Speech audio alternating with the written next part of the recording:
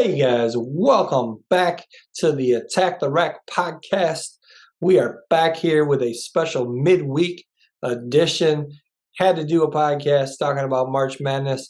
Games are getting underway. Doing a video podcast today with a couple really special guests. Both have been on the program before. First back for the second time, Chad Carlson. Chad was on the program a couple months ago talking about a podcast that him and a co-host have. The podcast is called Sports, Faith, and Life. They have a lot of great guests talking about the intersection of sports and faith. Chad also is an author, and he wrote this book right here called Making March Madness, about the history of the NCAA Tournament. And joining us for a world record fourth time is Peter Hunsberger as well.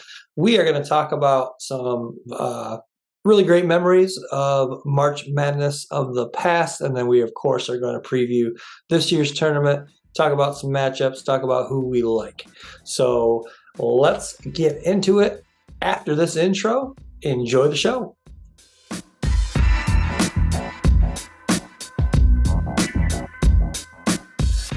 Welcome to the Attack the Rack podcast. I am your host, Kurt Van Hecken, and you are tuning in to the number one rated podcast on the planet, based on the people that rated it number one. The Attack the Rack podcast is brought to you by Get to 2 Media. Hey guys, do you want to watch all these phenomenal games during the NCAA tournament, but you can't get tickets to any of the games? Well, there is another option. It's called a TV. Sponsor of the program today is TV. If you want to watch the games, and again, you cannot afford tickets, you don't have transportation to the arenas, or the arenas just don't have tickets available, then you need to go out and get a TV today.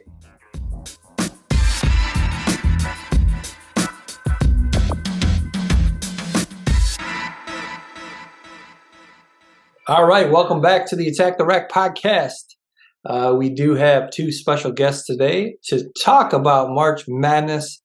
The tournament has begun. Currently, the first game is being played. 16 seed Southeast Missouri State taking on also 16 seed Texas A&M Corpus Christi, and we've already got some madness, guys. Texas A&M CC is up by 1, 3 minutes to go. We'll keep an eye on this game as we chat. So yes, we have two guests today, two recurring guests. Chad Carlson has now joined the exclusive club of recurring guests. Welcome to the show, Chad. So great to be back. Thanks for having me. Yeah, so Chad was on about a couple months ago. Chad, again, as I said in the intro, has a really great podcast, a lot of great guests talking about the intersection of sports and faith. Chad also did write this book right here, History of March Madness, or Making March Madness it's called, but it's about the history of March Madness. He's going to share a little bit with us today about the history of the tournament. Chad, speaking of sports and faith, is it okay for us as we go through this tournament and we really want our picks to be successful? Is it okay for us to pray for our teams to win? What do you think? I didn't know where you're going with that one at first. I don't know if there's ever, like, if it's between praying and not praying, I think, yeah, no matter, I don't know. I have a hard time saying you should ever be ashamed to pray, but I do think there are more mature things you can pray for than victory in your brackets. But if it's between you praying for that is talking to God about that, or not talking to God, I think it'd be better to talk to God about that. All right. All right. And then we have also 4-time guest now, world record setting, 4th time, Mr. Peter Hunsberger. coming straight out of Philadelphia. Peter joining the program again today. Thank you, Peter, for being here. Thanks, Dale. Love being back here, and we're just kind of rotating around the sports here, and it's time to talk a little basketball. Yes, Pete has joined us to talk a lot of NFL football in the past. NFL season has come to a close, and we are on to March Madness. Guys, so all three of us, we've been a part of a really great pool put on by Peter Hunsberger. Peter, how many years now has this pool been going? I was kind of thinking through that. It definitely was in high school when we kicked this puppy off. Maybe around 1996, let's say. And other than the pandemic canceled season, I believe we've done a pool every year since. That would put us at around 27 years of doing the pool. Wow. So unreal. Well, hey, Peter, special thank you for putting that pool together, continuing to run it. We are heading into it again this year. Should be always get a lot of people in it, so looking forward to that. And speaking of the pool, and it goes back to our early high school days. A lot of great memories involved with that. What are some of you guys', Chad, we'll start with you. What are some of your memories, great memories you have of the March Madness basketball tournament? I mean, the first Thursday every year is like amazing, right? And I feel like I remember what I've done every one of those Thursdays over the last number of years. I honestly so the days before the tournament, I always look forward to, at least I did when Pete used to put together like this Microsoft Excel spreadsheet and put in those like witty / snarky macros in there. So you'd click on like one pick and they'd say, oh, geez, this is trash, or, whatever else. Like that was always a highlight. Just say, oh, what new macros did he put into the spreadsheet? And then he sold out and went to CBS, right? That's a couple years ago. Anyways, I mean, that was awesome. But in terms of like game action, I mean, I have a hard time topping like the Bryce Drew shot for Valparaiso to win. I mean, that was late 90s, right? So I mean, pretty formative years for us, and just starting to watch kind of on my own. And man, that shot, and I remember just like every team I ever played on from that point on, like we had that play in our repertoire, just because that's what everyone was doing, right? You got 3 seconds left, and you got to go the length of the floor, chuck it to your big guy at the top of the key, have him like tip it to your 3-point shooter screaming down the sideline. And then, I mean, of course we never pulled it off, but that sort of in my lifetime of watching, that was about as good as it got. Yeah, no, I totally agree. I when I think of memories, I think of the Bryce Drew shot as well. I can't remember if that was junior or senior year, but I feel like that game was an early afternoon game, and had to head right over to baseball practice right after or something like that. And obviously everyone at practice was talking about that. Peter, how about you? What's any great memories of March Madness for you? Well, I have some memories that continue to this day. Buddy of ours from college, Josh Onhole, will still text me Monday, Tuesday, maybe into Wednesday, just a little note about a tickle in his throat. Just kind of feels like something's coming on. And Kurt, you usually do the same. So it's fun to get those texts of just, hey, friend's not feeling well. Let's shut her down end of week here. Let's call it a week at work. Let's get our bodies back to health. Let's rest with some R&R. So that's always fun. I just think back to like in high school, going to like a basket, let's say Holland Highs in the districts or whatever it was at that time, like the excitement of like some of the, high school or college games that you go to, knowing there's games going on and that you're going to get out of that game and go check the end of that March Madness game. Just the excitement of people talking about it at the game, like, oh, they're, Kansas is tied. Like just the aura of like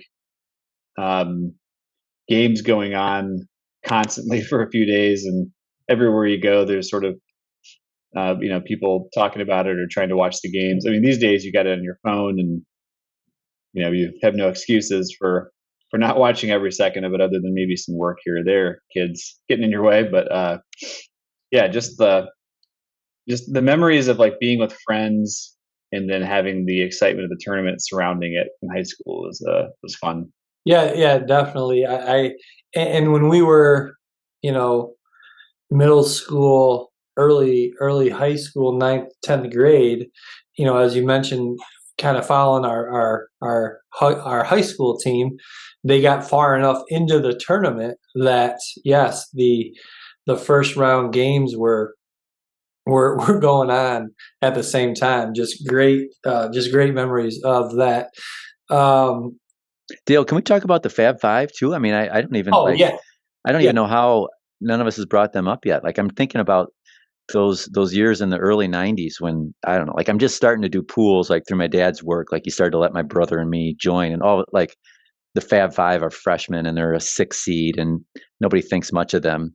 Well, of course, like we're naive kids. Like I feel like every kid in the neighborhood picked Michigan to go a long ways, and like wouldn't you know it, like we won the pool that year, like because nobody else like cared to take a chance on them. But that was such a fun time too to see them, and of course, like I said, we were just innocent and naive and had no idea that they actually shouldn't have done what they did. But you're watching these guys, and it's like, yep, that's the team. We're going to pick them. And just fun memories of those guys specifically. I mean, those are some good teams playing against some really good teams, right? In North Carolina and Duke. I mean, you get to back-to-back finals. Like, no. And speaking of that, when we were in high school, it kind of aligned with our spring break. I think the Final Four was that first Saturday of spring break. And then that Monday was the national championship. And then the first Monday of spring break. And I remember being in Disney World, Michigan, Duke, national championship game. And they're hanging with them in that first half. And during halftime, I fell asleep and woke up. The game was over. And they ended up losing, by 20 or so. I was so mad at my parents for letting me sleep and not waking me up once the second half started. What's funny about that is any other time your parents wake you up while you're sleeping at that age, you're yelling at them, you're flailing, and they just can't win, as we all know these days because we're getting older. I think back to that. I think it was 6th grade when in the first year of the Fab Five, they lost to Duke. I was such an uncreative writer in school. I was a little more of a math guy than a writing guy. And I would, I'd get assigned like, hey, you got to write a story or something. I just couldn't think of anything. I'm just a total turd. And so I decided to write my like long story or, mini book for English class about the Duke Michigan game. And I didn't write it in a way that was like describing things, and I literally just wrote like a play-by-play of a fake game that was sort of realistic. And I can't imagine what my teacher was thinking reading through it. Just like, what is this guy like? Well, speaking of English class and the Fab Five, I'm pretty sure once the Fab Five book came out, I can't remember if it was 8th or 9th grade. I think from that day forward, at least one time a year, I use the Fab Five as a book report. I was just going to say the same thing. I'm looking for my copy somewhere. Yeah, I see it right there. I did. I think 4 straight years I used that book for a book report book. Love it. Hey, one other thing, guys, with the Fab Five, I saw this like, I don't know if you call it a meme or something on social media. And it had like the top like 16 college basketball teams that never ended up winning a national championship, and they had them all seeded and like a regular 6-team bracket. On that was also 91 UNLV, who ended up losing to Duke in the Final Four. What do you think a game featuring the Michigan Fab Five versus 91 UNLV? What do you think that game would have been like? Two very similar style of teams. flying up and down the floor, alley-oops, very similar teams, two very exciting teams, probably two of the funnest teams to watch in the history of college basketball. Imagine if those two teams were able to play each other. Oh, for sure. It's funny. I feel like back in the, there was a period of time during which if you asked me to rattle off the last 20 NCAA champions, like I could just nail it. I could give you starting fives. So thinking about that UNLV team, was Anderson Hunt, was he one of the guys there? Yeah. Oh, yeah. From Detroit. Okay. Yeah. And then you got Stacey Augmon, Larry Johnson, obviously, George Ackles, I think. Yep. He was the one everyone forgets. Yep. Yeah, Greg Anthony was the point guard. And then Greg Anthony was the fifth one. Yeah, it's just like these iconic lineups where I don't know if it's just different when you're a kid and you watch a team like that, and that those they become like characters that are so unique and distinct, and then you can remember them 30 years later. Whereas I literally was talking to someone last week, and I'm like, wait, what happened last year who won the championship last year? Right. Yeah. What? Oh, yeah, exactly. I did a live stream during the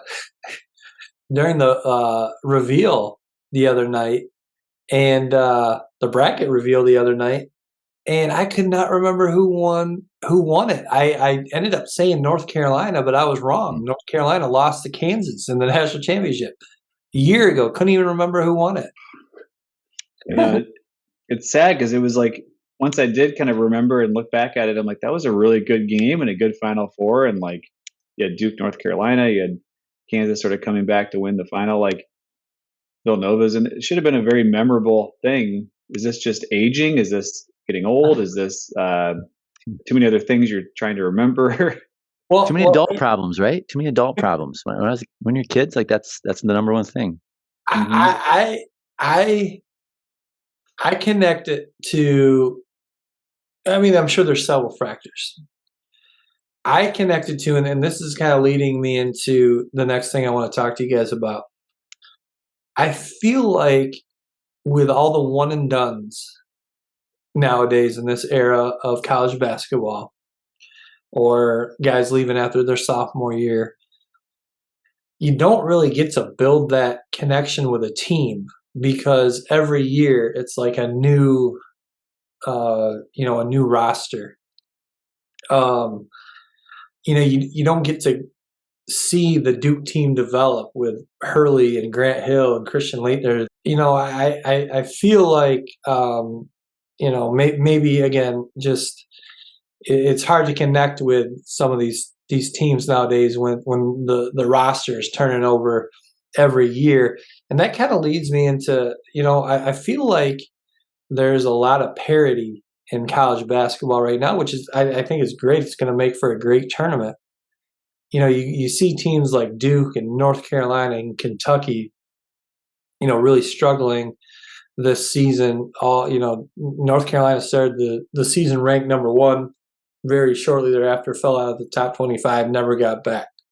Duke, they spent a lot of time outside of the top 25 this season, as did Kentucky. So I feel like the one and done thing is kind of allowing for more parity in college basketball, where you've got these other programs, where they've got juniors and seniors that are playing, and now they're going up against these big time programs that are getting these guys that are only staying for a year, so they're playing against freshmen. And I wonder if that's maybe why we're seeing, what seems to be, and I could be wrong, but it seems to be a lot more parity right now. I'm hoping Pete has some statistics to share with us, but I'll offer a thought first.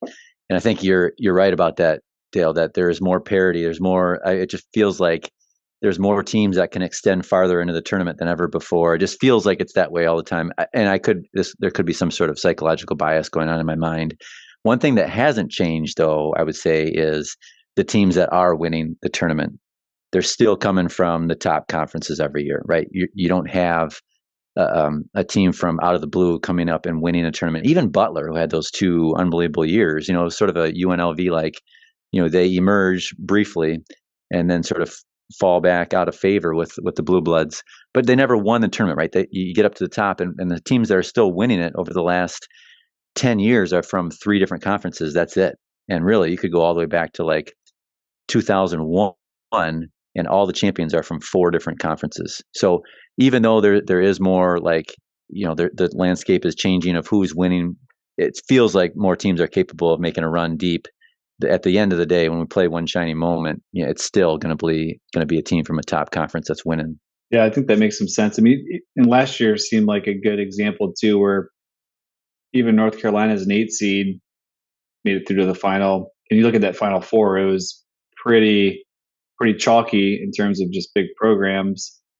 And I think in some years it's like even those one and done schools, by the time you get to tournament time, those freshmen are now kind of almost sophomore-ishes. It's sort of going back to the Fab 5 years.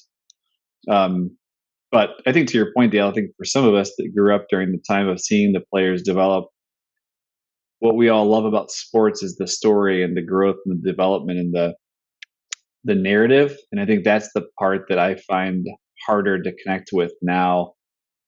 And part of it's my time in life, right? Kids, work, getting old. I don't have the same connection or time to invest in like reading box scores every day and getting to know all the players and watching all the games. But I think that does take away from some of it.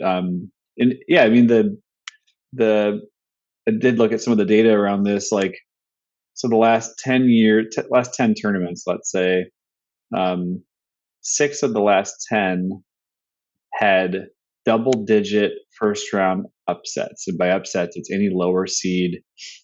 So there could be some 8-9 noise in there.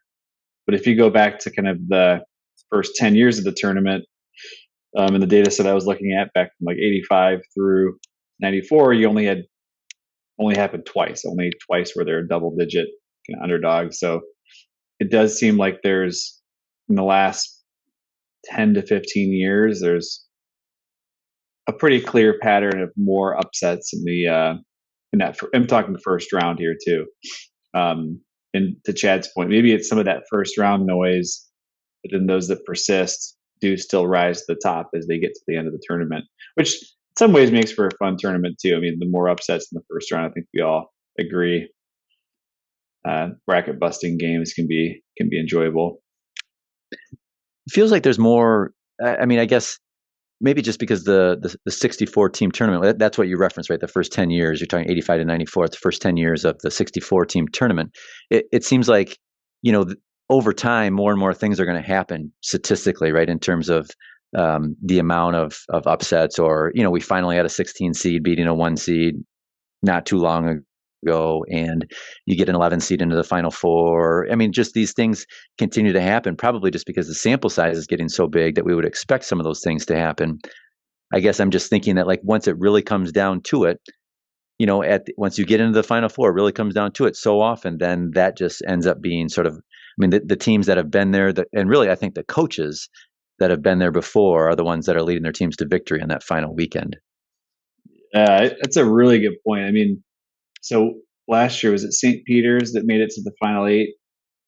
And they played North Carolina in that game. And of course, all of us are like, 15 seed going to the Final Four would just be insane. To your point, there is some of that, just like eventually things will happen, and it doesn't make it a trend if it's just kind of eventually it happens.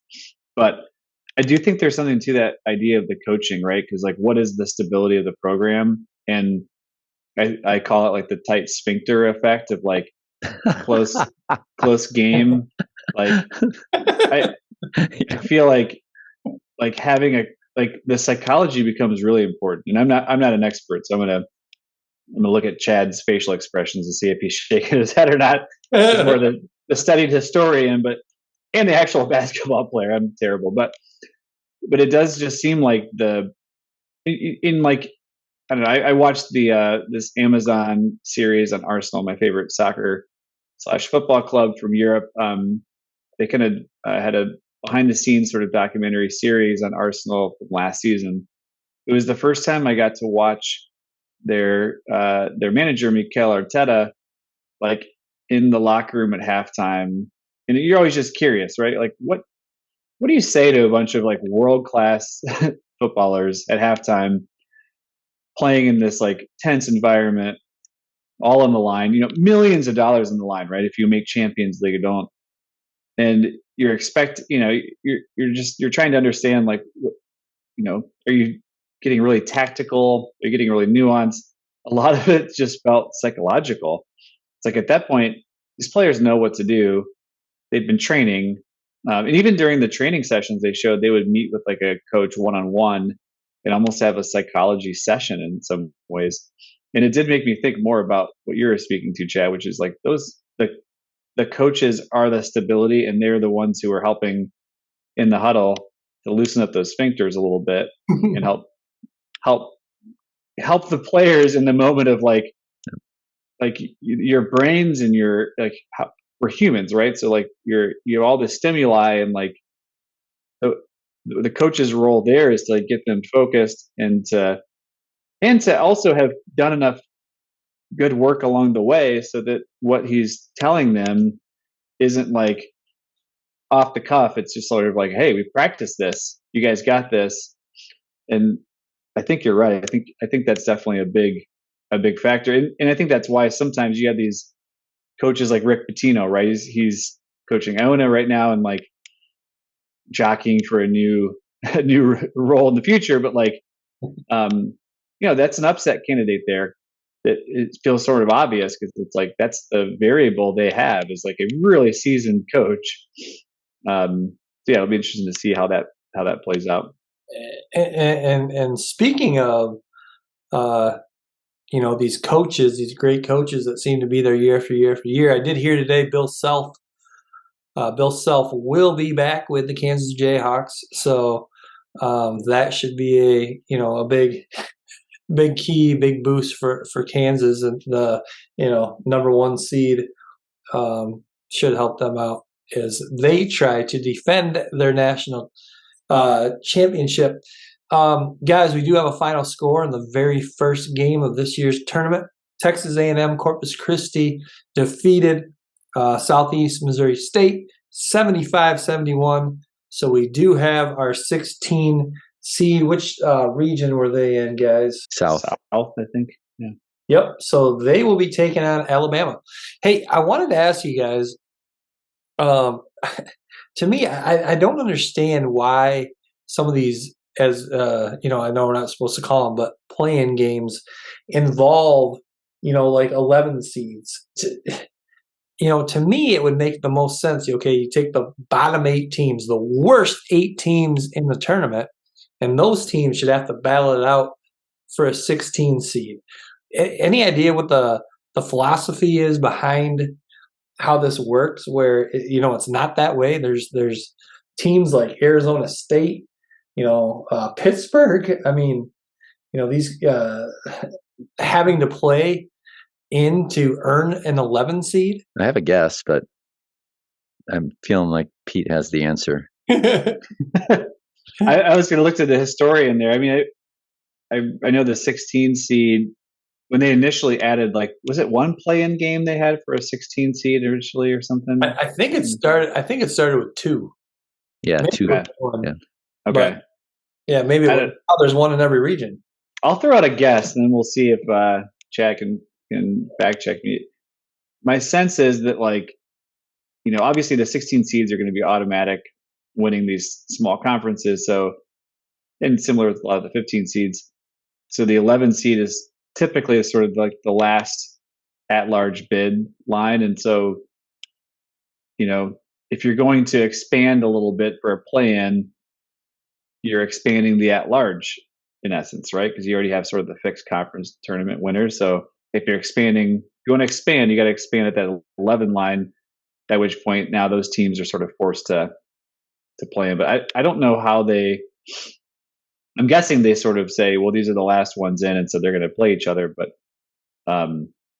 yeah, that's sort of my assumption, is that it's a way to be fair to those smaller conferences, so they're not unduly asked to, hey, you won your conference. now you got to come play in still. It's like, gives them a chance to actually play in the big dance on a Thursday or Friday. But I don't know, Chad, if you have any thoughts. I was going to say something very similar. Yeah, for sure that we have. It seems like the last few at large and the last few, or the lowest seated automatic bids, that seem to be what we're getting at with both of those. And I agree. I think it's a way of saying, like, so you're not telling a certain conference, like, yeah, you're actually not really part of the, you're just part of the play-in game, and it's just window dressing for you, which it probably is in some ways, anyways. But I think you're right. That makes a lot of sense. I can't fact check that. I'm just using logic here. And my trust of Pete Hunsberger. I'm gonna frantically Wikipedia it here while we're talking. All right, Chad. Well, you are the historian of the group here. You've written the book "Making March Madness" about the history of the history of March Madness. Why don't you tell us a little bit about the history of it? Yeah, I think the most fascinating thing for me is like the humble beginnings of this event. Like it was not a big thing at all when it inaugurated in 1939. In fact, it was the third tournament on the scene. So we have 1937, what's now known as the NAIA tournament, was the first one ever, the first sort of ongoing college basketball tournament. Then the NIT starts in 1938 as its own thing, sort of hosted by the Metropolitan Basketball Writers Association of New York City, and it was an invite-only tournament. So the NAIA tournament 37 had eight teams only in it. They had visions of it being a 32-team deal, which they still have today. It was a 6-team tournament for the NIT in 1938, very small. And then the NCAA joins in 1939, sort of the College Basketball Coaches Association, the NABC says, well, we want to have our own thing here that's run by the colleges. So they ask for NCAA support in 39, they get it. The tournament ends up losing $2,000. Like it did not make any money. I mean, we talk about like the $1 billion payout every year, sure it is now. But back then, I mean, they lost money. They lost $2,000. The NCAA had to like hold them hostage for a year and say, like the second one, 1940, you got to make some money or else we're shutting this thing down. I mean, humble beginnings. They wanted to have the final in, let me start with this. 1939, it's an 8-team tournament. So the NCAA had divided itself for governance reasons into regions, 8 different regions, 4 east of the Mississippi, 4 west of the Mississippi. So each region sort of determines who they're going to send to the tournament. You have 8 teams, the 4 out west play each other, the 4 out east play each other. They meet in the middle for a 1-game final in Chicago, and they're going to be in Chicago's big venue, except that the circus was in town. And so they couldn't get the venue they wanted. So they had to play at Northwestern. And it didn't draw well. You had maybe a couple thousand fans there but no more than that at any game. So it lost money but grew quite a bit. 1951, they moved from 8 to 16 teams. And then a few years later, so between the mid 50s and 1975, they were anywhere between 23 and 25 teams a year. In 1975, they bump up to 32 teams. And then, as we mentioned earlier, 85 is the first time that we move up to 64 teams. So the tournaments continued to grow, and that's just because of the appeal of like the chaos for it, right? I'll say one other thing here before we get into some discussion about this, but the first year that the NIT decided to seed teams, they had an 8-team tournament. This was 41 or 42. It was the first time the NIT decided they were going to seed all 8 teams in their tournament, and they did so. And on day one, all 4 top seeds lost.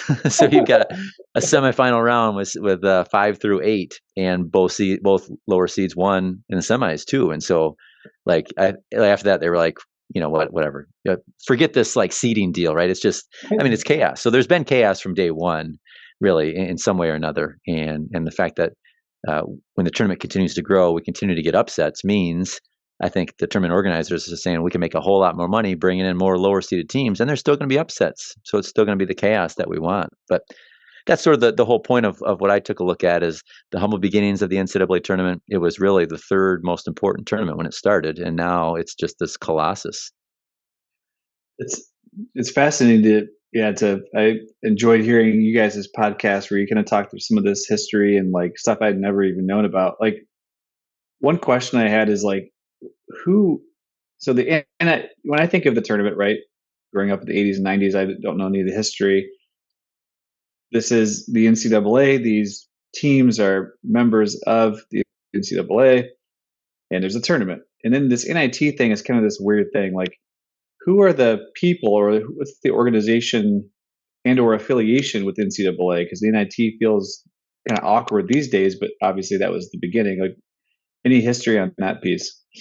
Yeah, and that's a big part of actually what turned the tide. So the first thing that turned the tide in the NCAA's favor was what I talked about, these Red Cross games, when you pitted the NIT champion versus the NCAA champion during World War II every year in Madison Square Garden in front of 18,000 people, jam-packed. NCAA wins all three of those. And I think then people begin to realize, oh, these are actually good teams playing here. And actually, like St. John's and Manhattan and Fordham, like, maybe they're not as good nationally as what we thought, right? To the local crowd who thought this was, basketball's mecca, and everybody else was an also ran. So there was that part of it. But then, throughout the 1950s, teams were still kind of choosing either tournament, just sort of depending on whatever their athletic department thought. And it was pretty regionalized. So teams along the East Coast were oftentimes choosing the NIT first, or coaches that had grown up in New York City but were coaching elsewhere were pretty loyal to the NIT.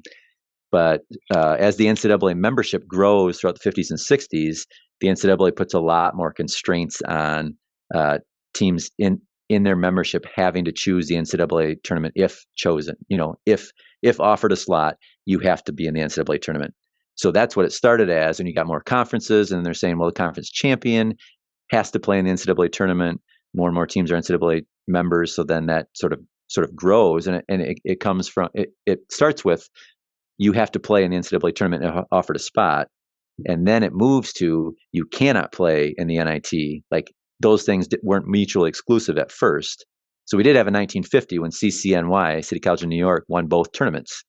And actually, University of Kentucky should have in 1949, but their players actually threw one of the games in the NIT in an early round.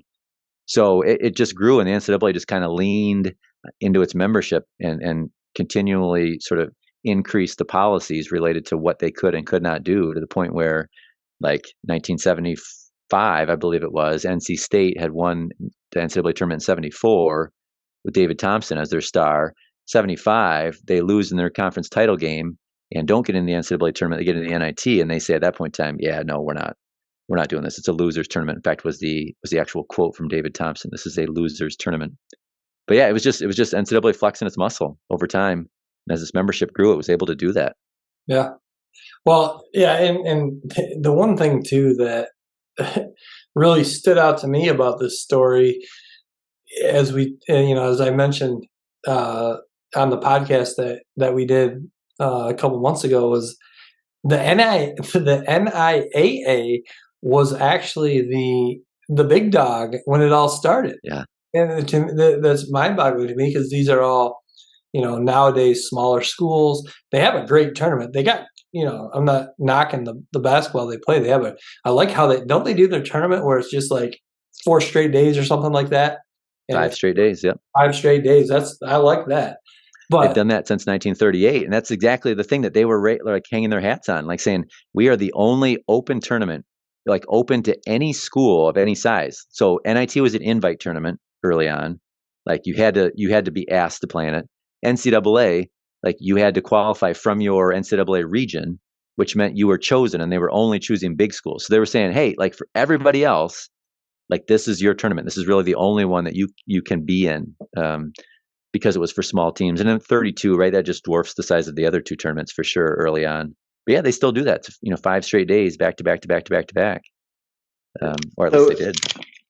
So thinking about the finances, like today, right? NCAA, obviously, you don't need to go down that rabbit hole, but tons of money there for the NIT, right? Like, is that just like is there a board of directors, and it's sort of like a quote unquote not for profit, and it's a self-funded organization, or does the money come back to the NCAA? Like, what's the ownership structure or whatever?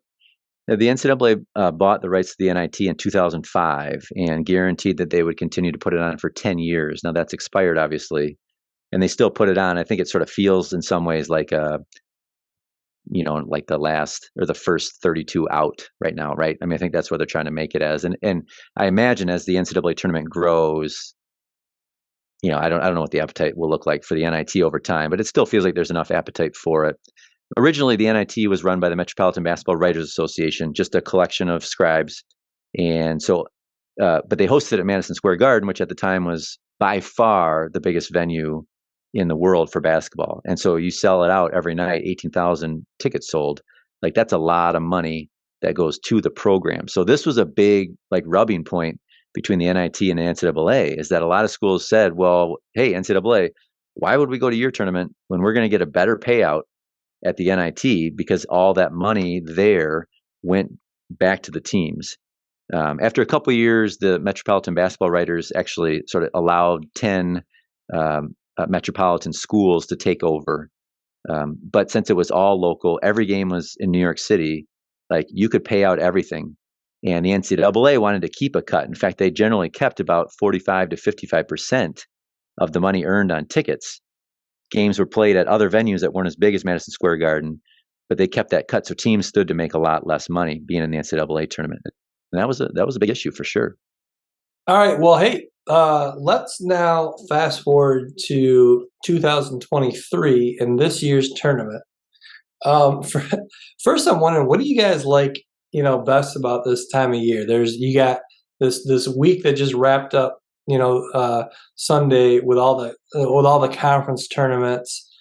Is that your favorite part of this? Is it the opening round that Thursday, Friday, or is it the Final Four weekend?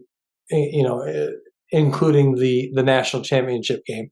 I don't know about you guys, but that first Thursday, I mean, I feel like the noon.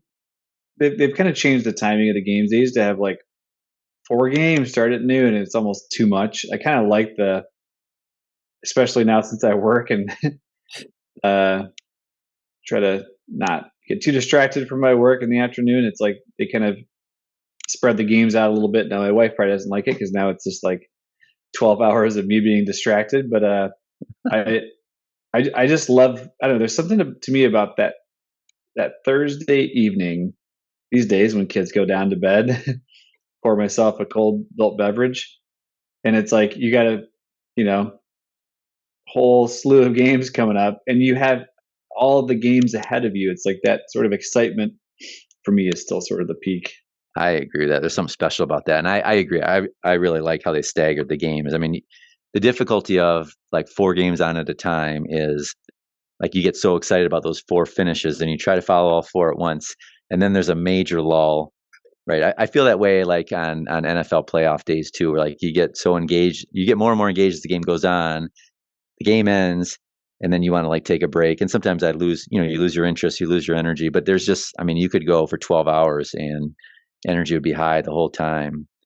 I'll say this year, like this was the first time that I really enjoyed the conference tournament last weekend. It's probably because my team did so well. Penn State got to the finals, and that doesn't often happen. But that was pretty captivating. I never really thought much of that. In fact, I feel like we probably blew our load and won't be able to perform much in the tournament. I think a lot of teams have that problem. I'm hoping it won't be us. But this is the first time that I really actually, got into the Big Ten tournament. There's something weird about that pre-weekend, but it was very partisan on my part.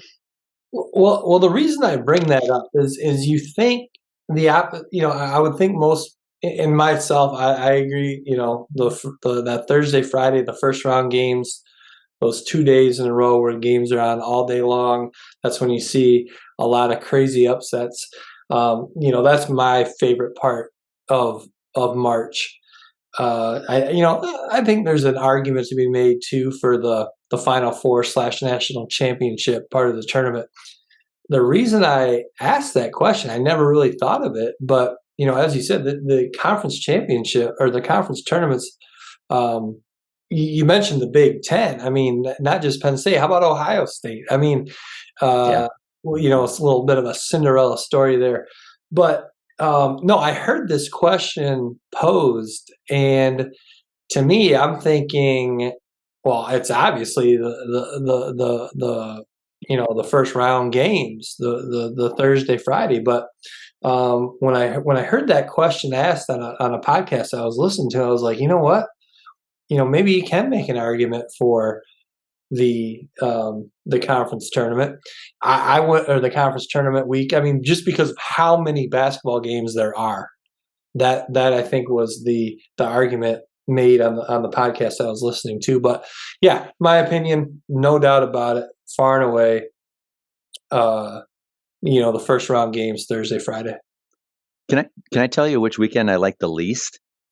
Yes, please do. The Sweet 16 weekend, I always feel like I get so excited about certain teams, especially underdogs that make it through the first weekend. And then, less of them, but some of them often make it to the Elite Eight. And I feel like I'm always disappointed by the turnout of the Elite Eight games. I want there to be more upsets, and I feel like there's just not, or maybe it's just the teams I'm rooting for. And then once those games are done, there's only 3 left. Yeah. I always feel like I leave that weekend wanting. I know. Let's see. So UCLA was an 11 seed 2 years ago. Is that right? Man. Yeah, Michigan, right? Yeah, there definitely is kind of like it feels like there's been, and again, I have to look at the data to see. Okay, 2019 looks like they were all top 4 seeds. It looks like that was the year Virginia beat Texas Tech. So that was Auburn, Michigan State, Texas Tech, Virginia. So those would have been all top 4. But yeah, I mean, again, to your point, Chad, I still remember last year you had St. Peter's. It was just so close, right, to getting there. It's exactly. just like not quite there. And yeah, like I guess Loyola was the 11th seed. Michigan played in the Final Four back in 2018. There have been some really high seeds that have gotten far, but yeah, I wonder. And I don't know. Again, I haven't looked at the data to confirm this, but I feel like that the final 8 games or whatever, it does feel like the cream rises. It's like it's rarely a 1 or 2 point game. Feels like it always kind of gets to be a 10 to 15 point sort of spread at that point.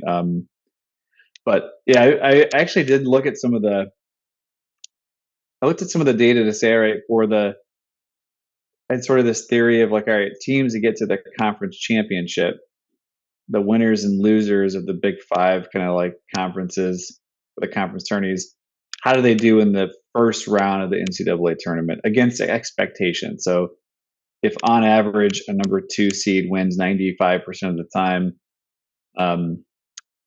if you look at the conference champions at their level of seed, do they win above or below their expectation? Now, this is not a statistically significant result because sample sizes are super low. I mean, Big Ten's only had a tournament for 20 years, maybe.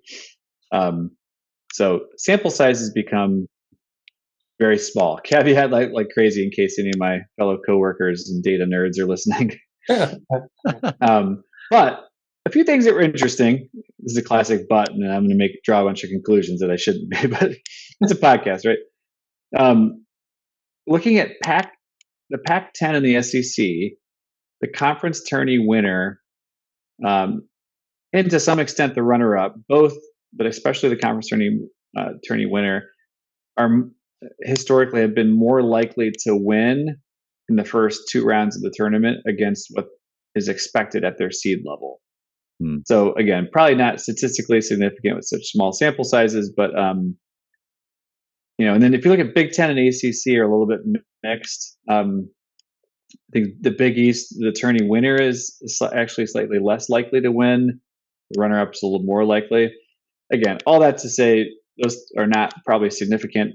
A lot of randomness there, but it is always something I think about, like, because the conference tourneys are that NAIA approach of like day after day.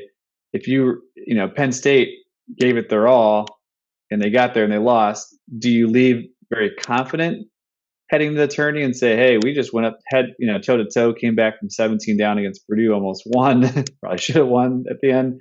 Mm-hmm. Or do you go into the tournament just like freaking exhausted, and we expended everything and we couldn't quite do it, and now we got to grind? I mean, what are you guys' thoughts on the psychology of heading into the big tournament after getting to the finals of the conference tourney? Right. So that's exactly the worry, right? And what you've just said concerns me. Well, I heard a bit of good news and a bit of bad news in statistically possibly insignificant data that you just shared, and one of those, so Penn State as a 10 seed is playing Texas A&M as a 7 seed. Texas A&M was the runner-up in the SEC and the SEC tournament, which you said those teams generally do well, or they outperform, the expectations. But then you also said that the runner-up in the Big Ten oftentimes also outperforms, right? Is that what I heard? So we've got Penn State and we've got Texas A&M that both. So that doesn't help me at all. Well, I should say in the Big Ten it's mixed, but the runner-up unfortunately underperforms. So the runner-up underperforms. Okay, you said that. Yeah. Okay. So then 2 bits of bad news. All right. Well, I'd be picking that game based on my brain rather than my heart anyway. So I'm okay with hearing that. And I guess I just feel like in some ways I'm exhausted as a fan. Like, how the heck and it's Penn State who totally outperformed expectations over the last 2 weeks. I just don't know what else we have left in the tank other than the fact that we're just playing with confidence, and we've got a bunch of seniors starting who've played together for 2 years, which makes a difference in today's day and age. To get back to an earlier topic we were talking about, and Yep. just is playing with confidence, even though they have a coach that's never been there before. Right. And like, again, with some of these data points, it's like you're talking about a 50% likelihood versus 60. It's like these other factors can be pretty significant, I think. And it is interesting that like there is a drop off. Like, I always think of the 7-10 matchups as pretty pick'em. Looking at the history since the expansion in '85, the 8-9 games are definitely pick'em. You got like 51-49 kind of split. But the 7-10, again, earmuffs here, Chad. But the 7-10 is there's a little more of a gap. So like the 7 seed wins, I think it was like 61% of the time versus the 8 seed wins 49%. So there's that. The 7-10, 8-9 is a gap in the same way that the 4-13 to the 5-12, probably intuitive, right? You always think of that 5 seed as that risky spot. So Penn State has a challenge in front of them, but again, these aren't overcomable odds. To say that, and I don't know, to your point, like there's something like to come back against Purdue in the way they did, and to be a 3-point shooting team. Like, some could say, well, Texas A&M is going to can defend that well. That's bad, but you can also say any team that can shoot the 3 just needs to get hot. Yeah. And it's a game changer. So at least feels like, I don't know, I'm going in circles on that game because I feel like you could talk yourself into a lot of different scenarios. I have. Yes. I have. All right, guys, we are now into game 2 of the tournament. 11 seed Mississippi State playing 11 seed Pitt. They're battling it out for the 11 seed in the Midwest to play Iowa State. About halfway through the first half, Mississippi State is up 14-13 about midway through the first half. So, guys, number 1 seeds this year: Alabama, Kansas, Purdue, and Houston. What do you guys think of those number 1 seeds? To me, it was pretty clear that those were going to be number 4. Any surprises at all for you guys? I don't know. Probably not. I mean, I think Alabama creates an awkward situation, right? Everything going on there. I think the NCAA is probably hoping they don't make a big run and win the title because it forces them to have some, difficult conversations. But speaking just to the basketball, I don't know. I've watched Kansas a little bit in the last few weeks, and I know the Bill Self thing has an impact, but I think they kind of backed into it a little bit, and it feels like, from a pure basketball standpoint, I mean, obviously Edie and Purdue creates a challenge for everybody, but Alabama just feels like a little head and shoulders when I look at the other ones. What do you guys think about Houston and some of these other number 1s? I guess there's there's something to like about Kansas that they've been there, recently. Of course, Bill Self's got 2 national titles. We haven't had a back-to-back champ since Florida, right? 06, 07, I'm thinking. I'm trying to think of the time before that when there was a back-to-back. I mean, there just haven't been a lot, other than the UCLA dynasty. So I think there's, they're up against it in some ways, but they also have an advantage in some ways with Bill Self being back and being a seasoned, experienced championship coach. The Alabama thing, you're right. That's an interesting one to me. With Alabama and Houston, like, I feel like both of them have been sort of hanging around, and the programs have continued to elevate over the years with these coaches. At least recently, I just feel like Houston, especially, is just kind of hanging around, and it might just take sort of 1 year to make that jump. But that would be a unique one because, am I right in thinking are they in the American Athletic Conference? Yep. Okay. Right. So, I mean, a newer conference, which has never had a national champion. Purdue is an interesting one, too. I think they've got a lot of pieces. I feel like the conventional wisdom, and I don't know how much has held up recently or how much it would hold up to data, but conventional wisdom is that you've got to have really top-notch guards to win the NCAA tournament because so much is placed on the shoulders of the guards. And with Purdue sort of being led by Zach Edey, I mean, there's something there, and I think he's done a nice job of avoiding foul trouble a lot of the season. But, late games, big moments, like the ball's not in the hands of the big dude, right? It's in one of your guards. So that leads me to think that they're at a bit of a disadvantage as well. But, that's what this is all about. I mean, the whole tournament's just about sort of upending our traditional thoughts on things. So I don't know. But it's interesting with these 4. I guess I'm coming away with questions from each of them. But yeah, I mean, obviously Chad watched the Penn State game pretty closely, and as somebody that had Purdue -6 there, it was not a fun ending for me. Like, they couldn't handle the press, right? They couldn't handle pressure.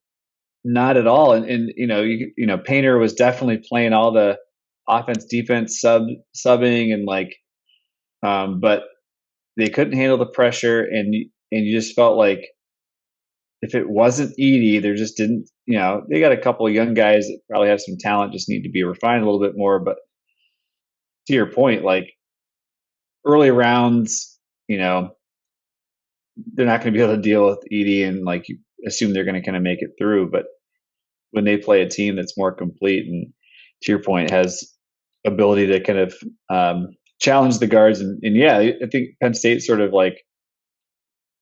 built a little roadmap for teams to play Purdue in a way that's going to challenge them. So it'd be, this isn't like back in the 80s where you just have one big guy and, can bank on that. I feel like when's the last time a team won the NCAA title with just a big center and no one else? Well, I mean, Patrick Ewing was that guy in '84 for Georgetown. Beyond that, I mean, you don't call Tyler Hansbrough a traditional big guy, right? I mean, that's not who you're talking about. You're talking about him, about Patrick Ewing. You're talking about Lou Alcindor. Yeah, it just doesn't happen very often.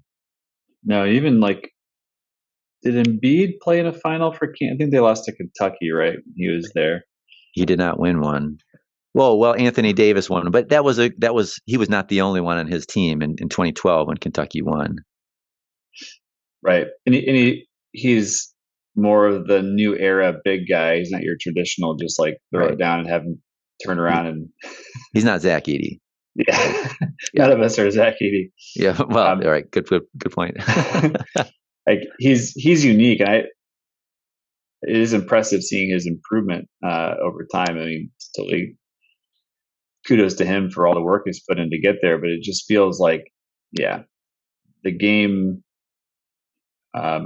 requires you to have a more balanced skill set. I look around that rest of that team, and I get nervous putting them in the Final Four. Yeah. Sorry, go ahead, Chad. No, I absolutely agree with that. Yeah. Would you guys say that, Purdue is maybe the first 1 seed or the most beatable 1 seed? I don't know that. I just think he's too dominant for them to lose. I don't know. I'm going to pick them for a few rounds. I don't know how far yet, but I don't see them losing first weekend.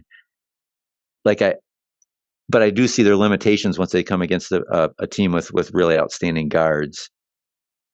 And so I don't see them as being vulnerable to like a first weekend upset like would be possible for the other 1 seeds, I suppose. And I don't know a lot. I haven't watched them as much as I've watched Purdue, but I don't. That's my thought.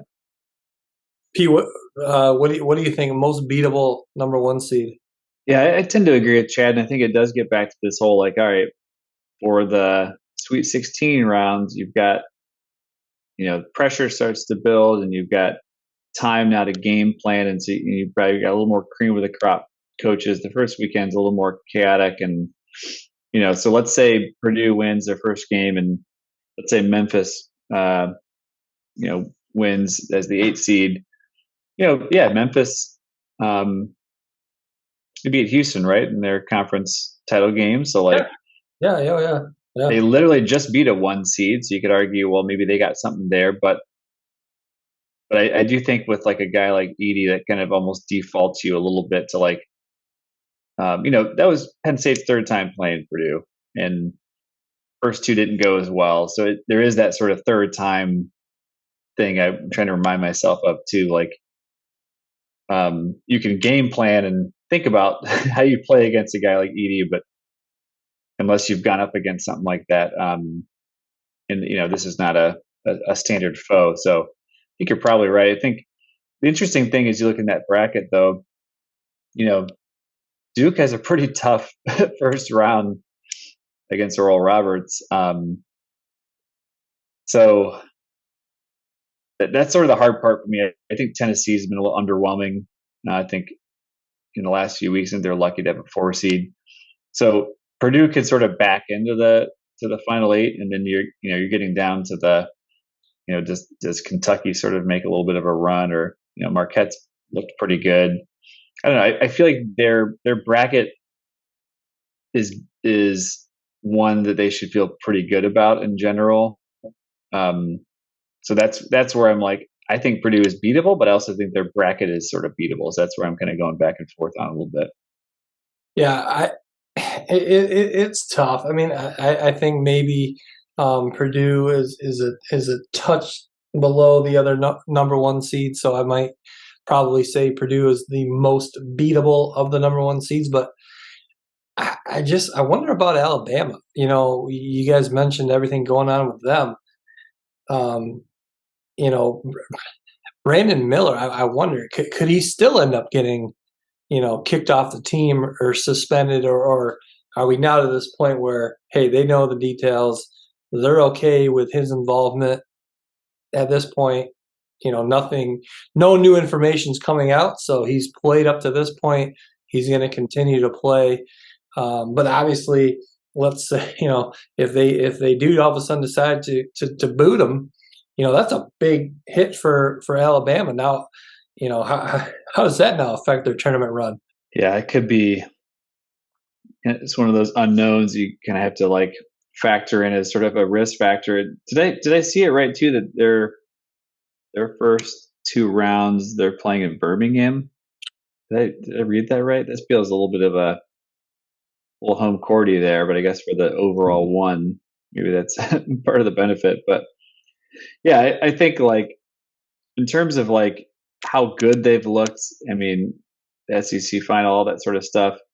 Brandon Miller, if the off the court stuff doesn't have an impact, again, it's weird to even talk about because you just think about how dumb it is that the focus is not on like the tragedy that happened, but again, we have to just focus on what we could focus on here with basketball. But I looked at their bracket and I see how they're playing recently, the teams they've beaten. It's really hard to see them not making a Final Four run at this point for me. I just don't see anyone in that bracket that really concerns me for them. So I see them as the hottest team and the team I see most likely to make it through the Final Four. So you mentioned their bracket. Maybe they have an easier run to the Final Four. What do you guys think is the toughest bracket, the toughest region in this year's tournament? I think that, first of all, for me, like, it comes down to, we were talking about like psychological advantages or edges early on. And I think that, like, there's something to be said for that, right? No matter what the bracket is. And I think I'm trying to figure out, what an Alabama team would be thinking about and focusing on coming into this, and how that would drive them. Are they, like, we've had a number of times over the last 5 years even where a team has made the finals and lost, and then come back and won it the following year. It's like there's a particular type of motivation there.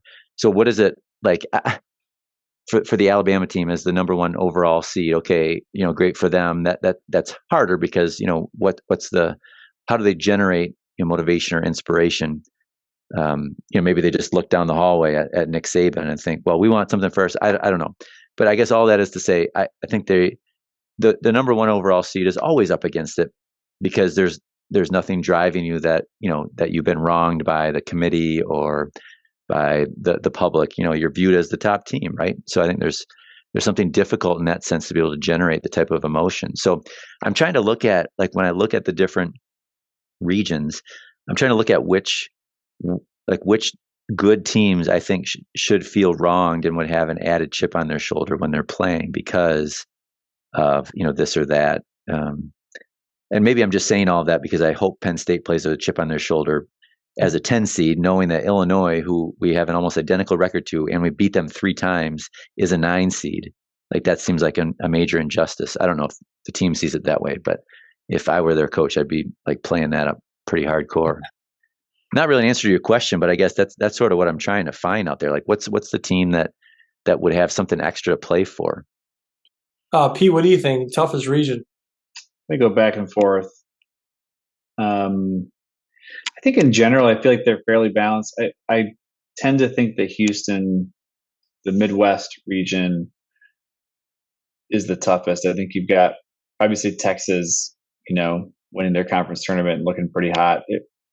They're a wild card, right? But I feel like it could be good. You got, the 7-10 matchup, as Chad was mentioning. I think good team. Xavier, we've got the Pikes are going to be donating their money for the Xavier picks. But I don't know. IU, talk about teams with some players with a little bit of history and experience, and I think IU demonstrates that a little bit. Miami, a little chip on their shoulder, but a team that can run up and down. Has fared well. The ACC, even a team like Auburn, underperforming, but like has a dangerous side to them. So I think that Midwest is the one I see as the most wide open. I think in the big question for me is you got some big programs in the 4 or 5 slots, and someone's going to go down. I think there's a lot of people getting on the UConn hype train, but I think that's an incredible first round matchup, right? You've got Rick Pitino, Crayola, trying to play his way into a big time job. That's a game I'm going to be having an adult beverage and enjoying on my couch. So I think that bracket, the West seems to have some of those kind of interesting matchups, but I do think the Midwest will be toughest. I feel like I feel like in the Midwest, I think you're right. Like, the top 7 teams all scare me, like, as opponents. And I think even if you went down as far as, I guess we don't know who the number 11 is yet, but Iowa's scary, Auburn's scary, Penn State's scary. I mean, you go through 10 there. I think they're all teams that have shown that they can play with anybody on a particular night. The top 7 more regularly than the others, but I agree with that. I think there's a lot of scariness there. Pete, you mentioned the Iona UConn game. UConn, a 4 seed, Iona, a 13 seed.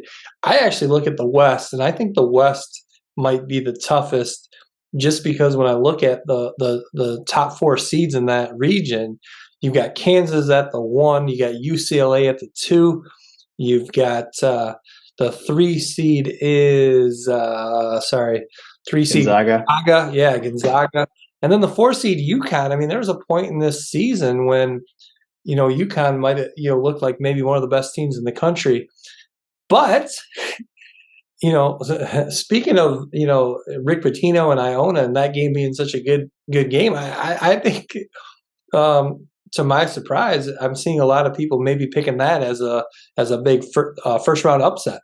Yeah, I think it's funny. I feel like I'm either seeing people say UConn could go all the way, or saying Iona could win. Like which to me makes it the most fun first round game, right? Because it's like it's going to really be a game changer in terms of like people's brackets a little bit. But no, I think you're making some good points. I think like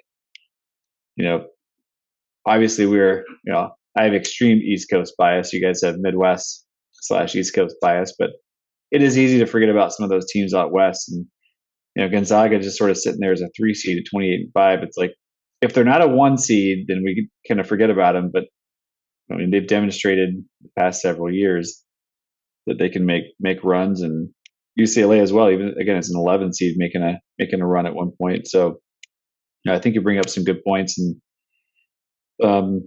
even the 5-12 there with St. Mary's VCU, that could be a good game. You could see VCU pulling an upset there. So that west corner of the bracket seems to have, to your point, some top heavy teams, but also some upset potential. So it could be a fun one. Yeah, and you mentioned the 12-5 game there, VCU St. Mary's, possible upset there.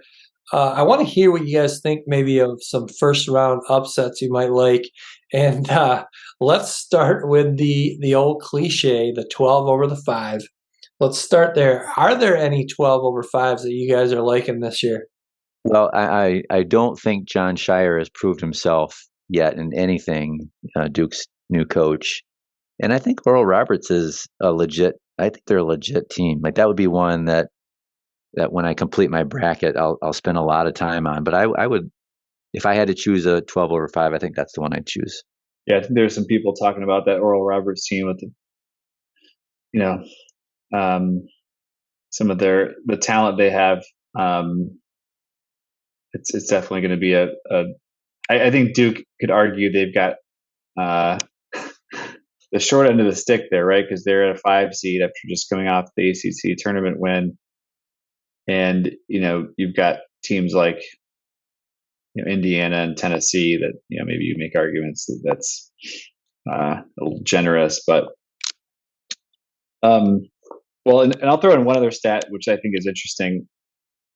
So the average margin of victory in round 1 games has been 10 or more points in every year of the tournament.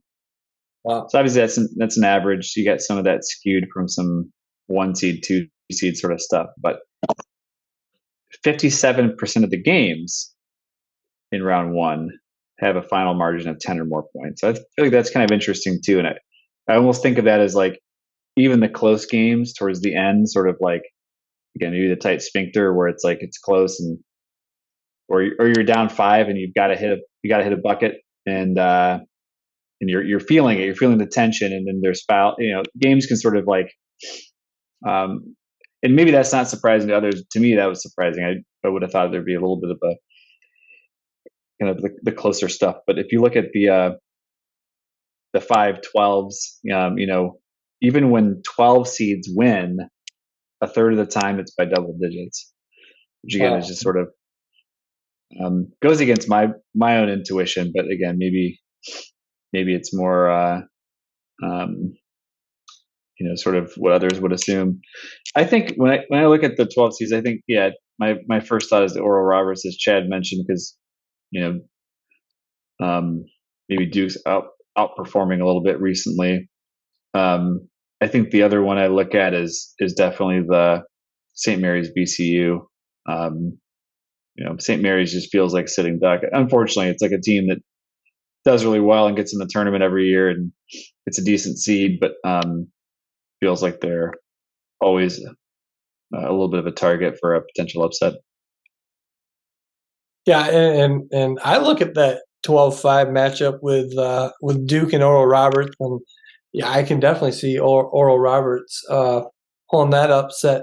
But I also look at Duke, similar to what you're mentioning about UConn, as a team that could get knocked out right away in the first round, or they could go on a run. They've been playing better as the season has kind of ended, and look at kind of some of the possible matchups they might see, and I kind of like their chances. All right, I'm going to take a quick break, and then we'll be back with more of the Attack the Rack podcast.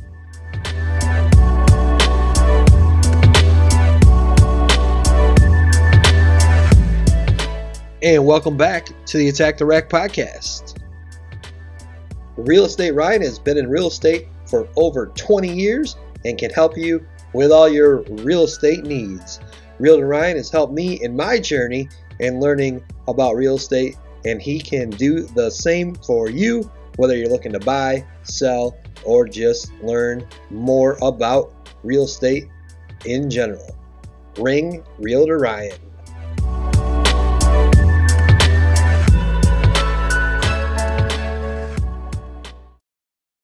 Outside of the 12-5s, any other upsets you guys are looking at? I'm thinking long and hard about Gonzaga and Grand Canyon. I don't know what it is that's drawn me to that one. Woo. I know.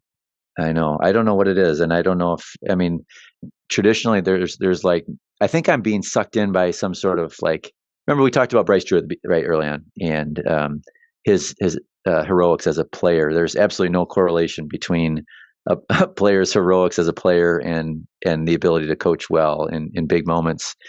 But I'm drawn to that. I mean, it's a school that's really they're sinking a lot into their athletics and would love nothing more than a big win like this over a traditional power. Gonzaga's been like, when's the last time they were this low as a 3 seed? Am I just missing something here? But haven't they been 1s and 2s the last number of years? And this feels to me like a drop off. As a 3. Maybe that's why I'm thinking that too. It feels like a drop off, and it feels legitimate that they should be a 3 this year. Yeah, they've been 1 seeds. I'm just looking up real quick. Back to 2019, 2021, because there was a skip year, and then 2022. They've been 1 seeds the last 3 tournaments, and they were a 4 seed back in 18, and then before that they were a 1 seed in 17. So yeah, they've had this. I guess back in 16 they were 11 seed, but yeah, from 17 on, they were a 1 seed 4 to 5 years. To your point, they've been, and you could argue that we're sleeping on them because they've, maybe, you lose a few games out where they are and quickly go down to a 3 seed. But no, I mean, I think it's always surprising to me too. 14 seed over a 3 seed, it's 1 in 6, 1 in every 7 years. It's not that. 1 in 6 or 1 every 7 games. So, if 4 games a year, every 2 years, you could have that 14 over 3 upset. Is that what the statistics are? Rare. 1 out every 6 or 1 out every 7? Yeah. So basically, the 3 seed wins 85% of the time. And the 4 seed wins 79%, but I think our brains think 13 over 4 is much more likely, but the gap 85 to 79 is not huge. There's a bigger drop off down to the 5 seed. The 5 seed, there definitely is a more frequent upset, but yeah. So the 14 over 3, it's like, every other year you're going to have one. And yeah, something about Greg. Sounds like you know more about Grand Canyon than I know nothing about them other than just like, that's a fun name and I want to pick them to win a game. Dan Marley coached there for a minute. Dan Marley, Thunder Dan. Really? Yeah. The old Traverse City guy. Interesting. Hey guys, we got a really great game going on here with 3 minutes left. Pitt is up 30-27 over Mississippi State here, and Mississippi State just cut it to 1 with 2:45 to play. Hey, before we get into kind of giving our little Final Four picks here, Pete, you have been dropping some statistical bombs on us tonight and some phenomenal data points. Before we kind of get wrapping up with our Final Four picks here, do you got any other data or stats for us as our listeners are going to be filling out their brackets and maybe looking for some sort of edge here?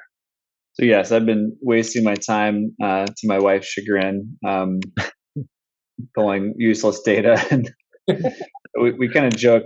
My son, who's almost 8, has the same head shape as I do, like the same cranium, and there's this little, like, in the back of our head, we have this little weird nub.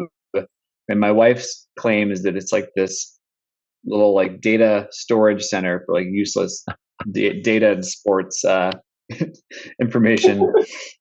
This is so not useless. It's not useless. Not at all. Not at all. No. When we go to the Philadelphia Union games, my son spends his whole time looking up the scoreboard and just repeating stats to me, like, all games. So I'm like, you're doing the digital version of my analog box score reading when I was 9 years old. Yes, exactly. So, I think I shared a couple of them.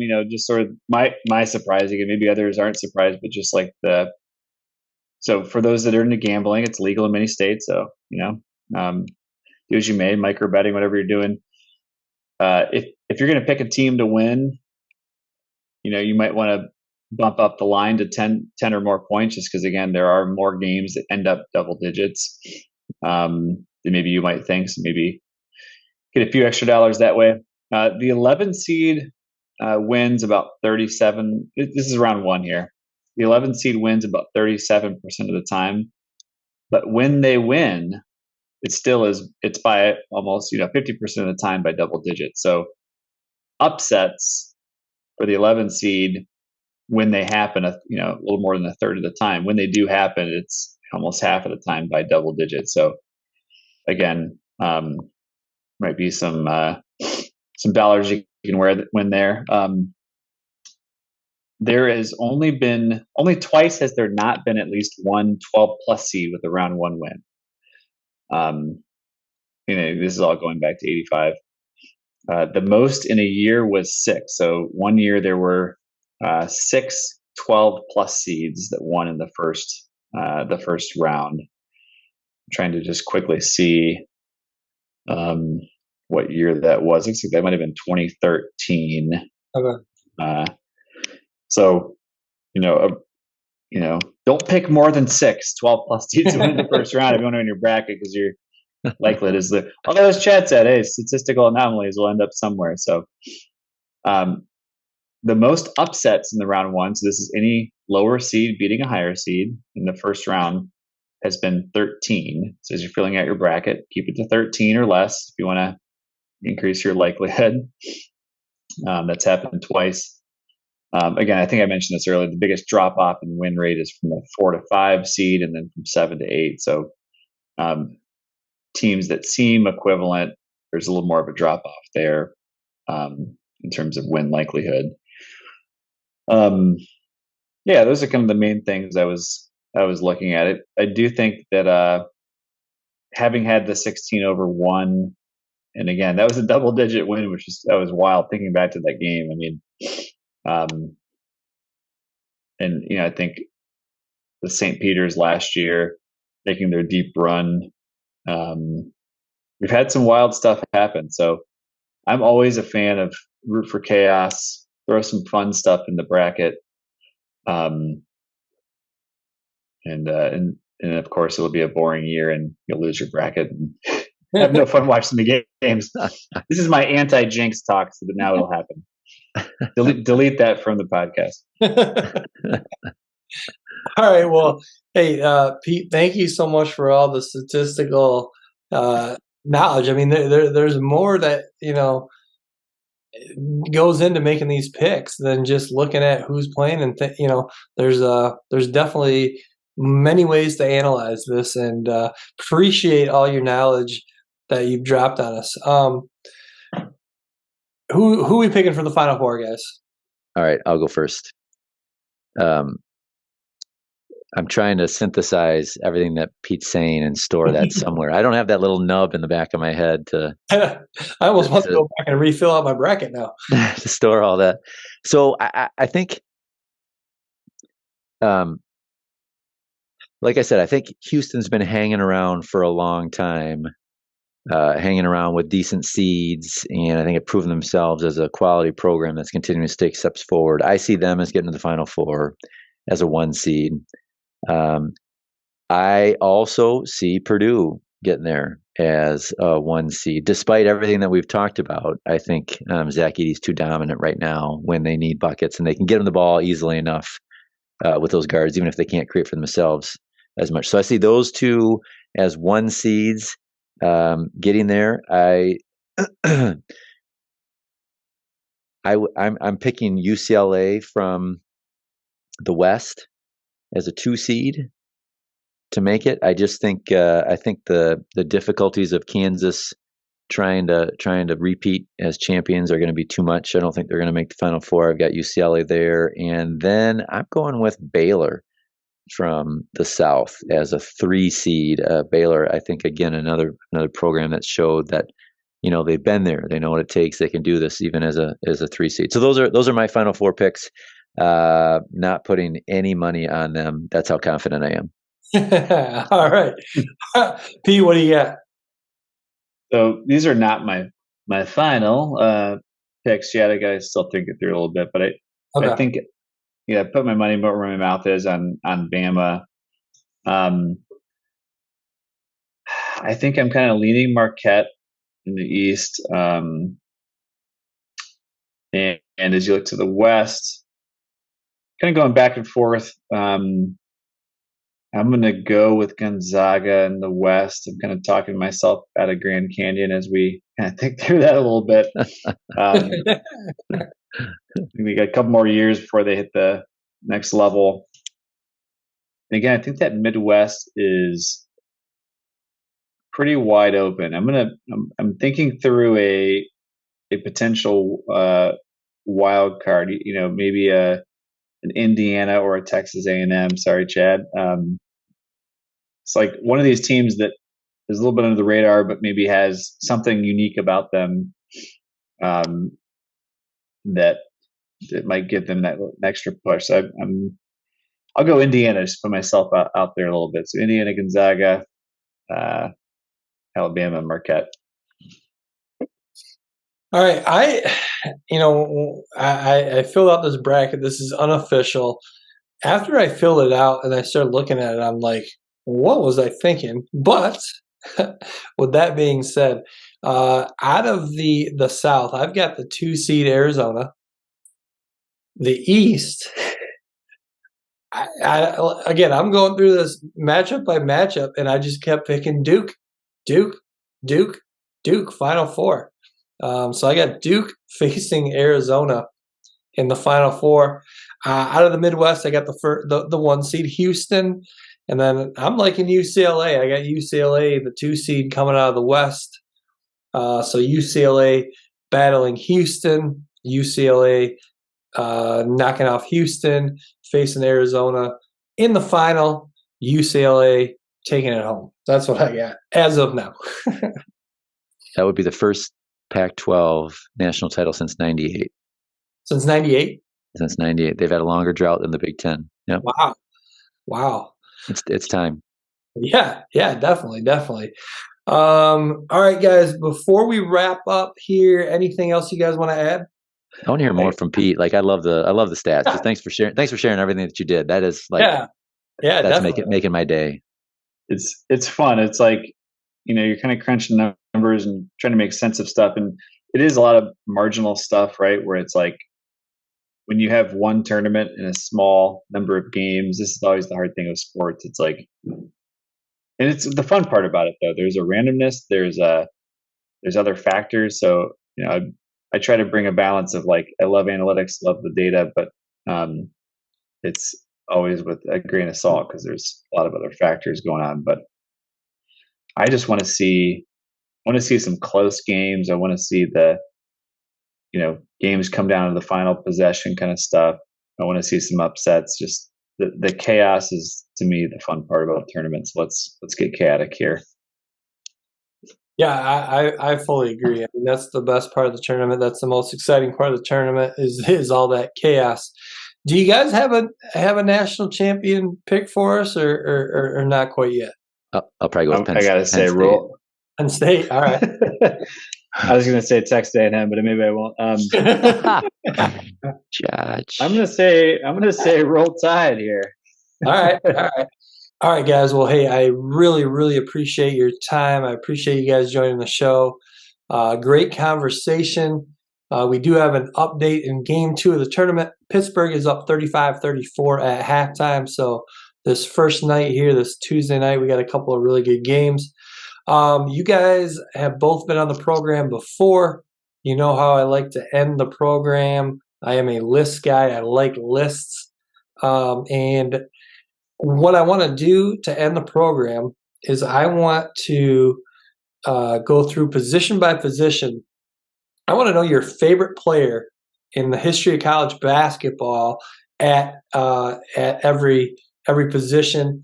I did this on a podcast a few weeks ago, so it'll kind of be a repeat for me. And so I'll go first here. We'll start with point guard. My all-time favorite point guard in college basketball from Georgia Tech, Kenny Anderson. Chad, what do you got? At point guard? Yep, point guard. Let's start at point guard. Okay, so all right, maybe this is going to ruin the thing. I got my all-time team. I don't know if that's necessarily my favorite, but I think a guy that I would choose. And I also, for the sake of March Madness, tried to choose a player that won a national championship while in college. So I'm just telling you my sort of extra parameters here. I am choosing 1947 NCAA champion Bob Cousy. Oh, okay. My all-time team, a guy that took a team out of nothing to win it. Anyways, yeah. All right, Pete, what do you got at the point guard?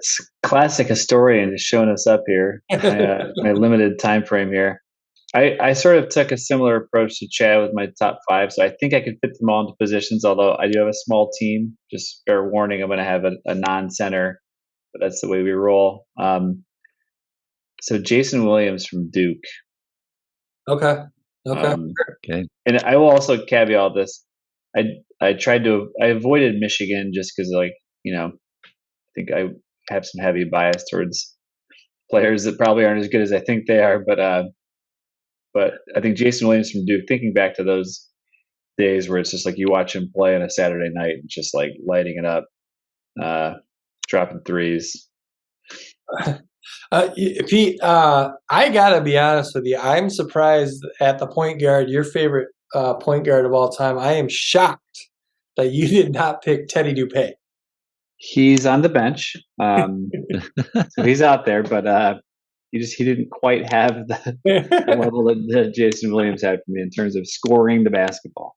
Sure. Hey, I got to say, too, I like what you said. No Michigan bias. When I did this a couple weeks ago on the podcast, I actually had my shooting guard, Jimmy King, my small forward, Glenn Rice. I'm going to eliminate Michigan this time. I'm going to have a little bit of fun here.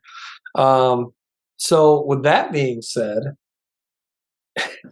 I got to go with rival Michigan State at the shooting guard, and I'm going Sean Respert. Whoa. Wow. Okay.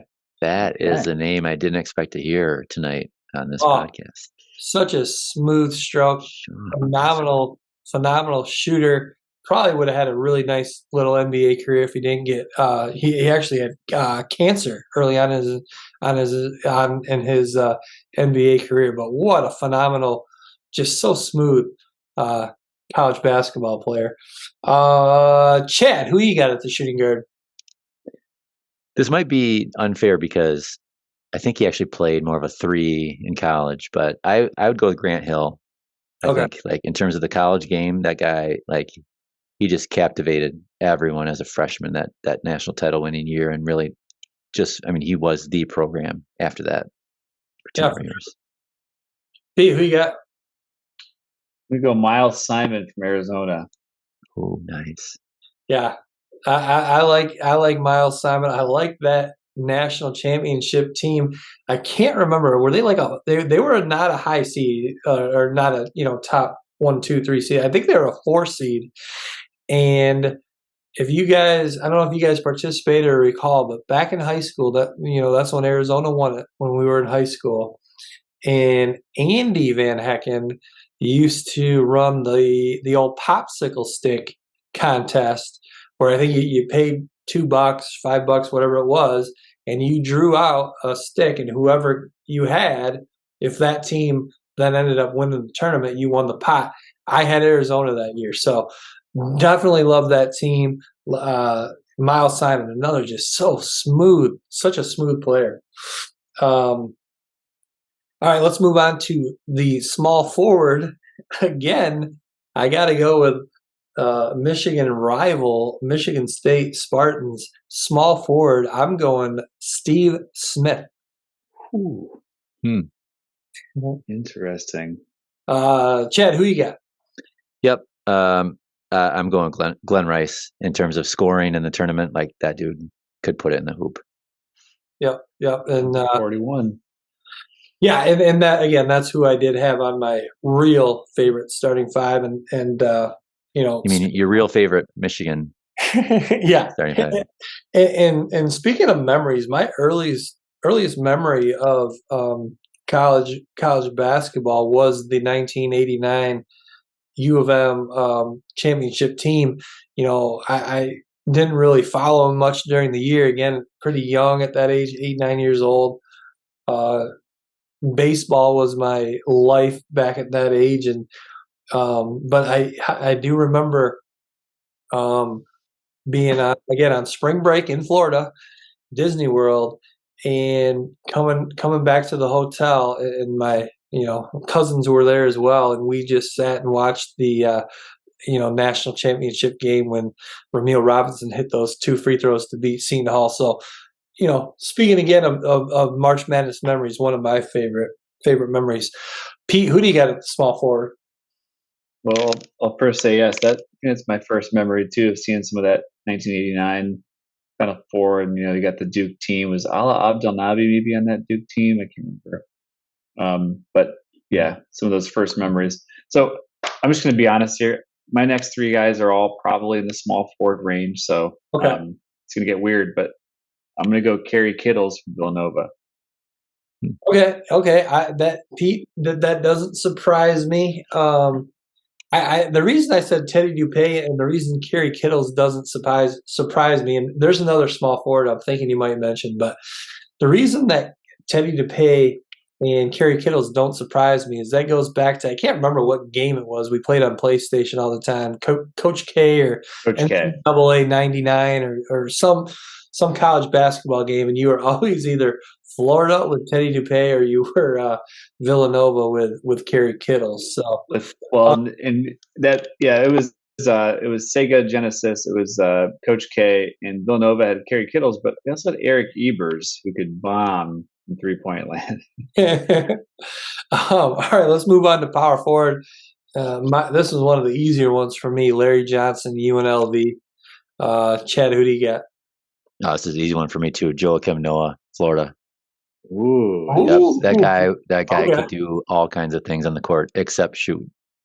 I think he's a guy that you either love or hate. You might find just as many people who say he's their least favorite power forward. Probably, but I would take him. I would take him on any team, any college team I'm putting together. I would take him in his college years. Yeah.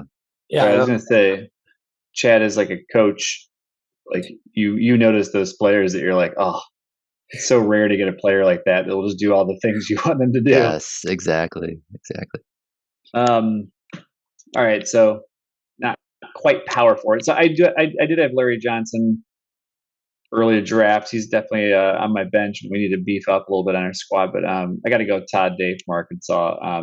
My cousins back in the day lived in Arkansas, and they had that run back in the early '90s. You had Lee Mayberry, Oliver Miller, Todd Day, and Todd Day was just. I have more Todd Day worthless basketball cards in my closet right now than you want to know. Well, yeah, that's the other forward I was pretty certain you were going to mention was Todd Day.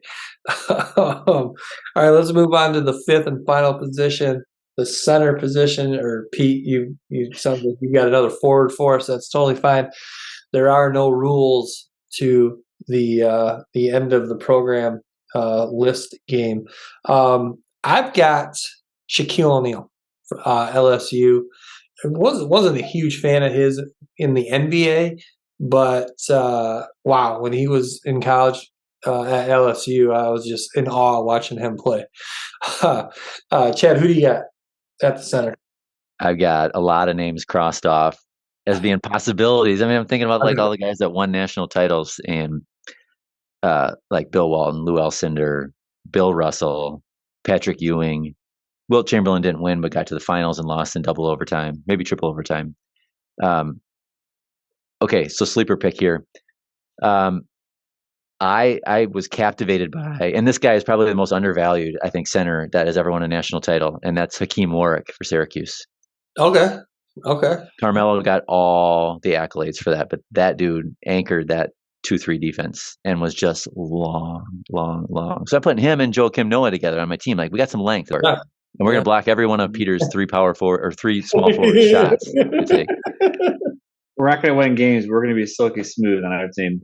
You cannot say Christian Laettner here. There's no way that's acceptable. No, Pete, if you say Christian Laettner, there will not be a fifth appearance for you. No. So my guy had a nice run, I think, to the finals in 1996. This is in honor of the coach that sort of retired maybe after 47 years, Jim Boeheim. A guy by the name of John Wallace. Okay. Captivated me during that run. So yeah, small / power forward. I'd probably put him more in the small forward category. But yeah, I loved that run that year. Well, Pete, your group here, you went a couple guards, or three forwards. In this day and age, that lineup probably would be pretty successful, as that true center position has kind of gone by the wayside.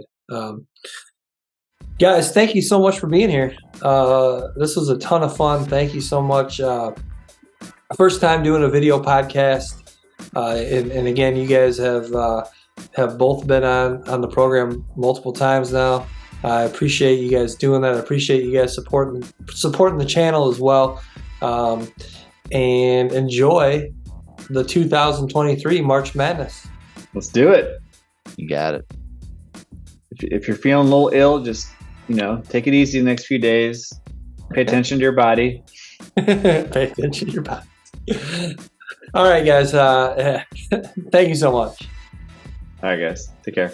Oh, that was a blast. I could do this all night. Please subscribe to the Attack the Rack YouTube channel and hit the notification bell so you are updated every time we post. Also, please like, comment, and share.